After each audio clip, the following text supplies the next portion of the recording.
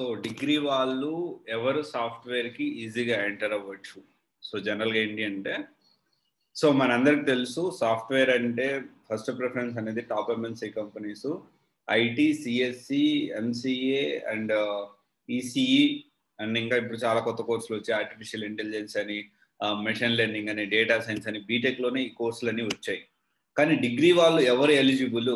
So జనరల్గా ఏంటి అంటే, ఒక సాఫ్ట్వేర్కి ఇండస్ట్రీకి కానీ సాఫ్ట్వేర్ జాబ్ తెచ్చుకోవాలి అంటే ఎవరైనా కానీ ఎలిజిబులే ఉంటారు. అంటే ఎవరైనా కోర్సులు నేర్చుకొని ఒక స్కిల్ నేర్చుకొని వెళ్ళొచ్చు, జాబ్స్కి అప్లై చేసుకోవచ్చు.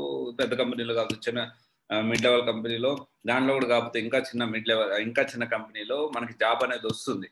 ఇక్కడ ఏంటి అంటే మనం కంప్లీట్గా ఇక్కడ ఏం మాట్లాడుకోవాలి అంటే, ఎగ్జాక్ట్గా డిగ్రీ వాళ్ళు అసలు ఎప్పుడు ఎలిజిబుల్ అవుతారు, ఎక్కువ శాతం ఎవరిని కంపెనీస్ తీసుకునే దానికి మనకి అవకాశాలు ఉన్నాయి. సో డిగ్రీ వాళ్ళు సాఫ్ట్వేర్లోకి రావాలి అంటే ఫస్ట్ ఏంటి అంటే, ఫ్రెషర్గా అంటే లిమిటెడ్ ఆప్షన్సే ఉంటాయి. ఫ్రెషర్గా అంటే చాలా చాలా లిమిటెడ్ ఆప్షన్స్ ఉంటాయి. సో ఎందుకంటే ఫ్రెషర్గా ఉన్నప్పుడు మనకి లిమిటెడ్ ఆప్షన్స్ ఎందుకు ఉంటాయి అంటే, ఫ్రెషర్గా ఎంటర్ అవ్వడం అనేది కష్టమైన విషయం.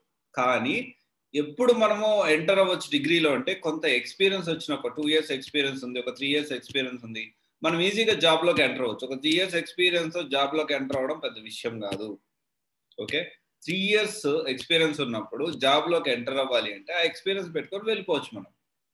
అప్పుడు ఏంటి అంటే డిగ్రీ అనేది ఎప్పుడైనా కానీ కొంచెం ఎక్స్పీరియన్స్ వచ్చినప్పుడు కంపెనీ ఫోకస్ అనేది ఎక్స్పీరియన్స్ మీద, నువ్వు ఎక్కడ చేసావు, టెక్నాలజీ మీద చేసావు, ఎంత ఎక్స్పీరియన్స్ ఉంది, ఎంత నువ్వు ఎక్స్పర్ట్ ఉన్నావు, ఈ విధంగా ఆలోచిస్తారు. కానీ సో దీనికి సంబంధించి మాత్రం ఎలాగో ఆలోచించరు.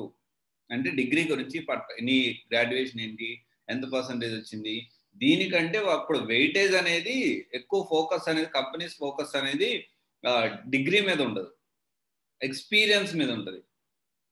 అప్పుడు ఏంటి అంటే మనం ఎక్స్పర్టైజ్ అయ్యి మనం ప్రాపర్గా ప్లాన్ చేసుకుంటే డిగ్రీ వాళ్ళు సాఫ్ట్వేర్లోకి ఎంటర్ అవ్వచ్చు. సో చాలా మంది ఏం చేస్తారు, సో డిగ్రీ వాళ్ళు అసలు సాఫ్ట్వేర్ మనకు ఎంటర్ అవ్వడం కష్టం అని చెప్పి, సో వాళ్ళు ఏం ప్లాన్ చేసుకుంటారంటే they will plan for some government jobs కానీ, లేకపోతే ఏదో చిన్న చిన్న జాబ్స్ కానీ అలా చేస్తూ ఉంటారు. ఎవరైనా కానీ సాఫ్ట్వేర్లోకి ఎంటర్ అవ్వచ్చు. కాకపోతే కొంచెం ఎక్స్పీరియన్స్ వచ్చిన తర్వాత డిగ్రీ కంటే కూడా అప్పుడు దీని మీద ఎక్కువ ఫోకస్ ఉంటుంది కాబట్టి మనం ఈజీగా జాబ్ తెచ్చుకునే దానికి ఛాన్స్ ఉంటుంది. సో దీనికి కూడా ఏంటి అంటే ప్రాపర్గా ప్లాన్ చేసుకోవాలి.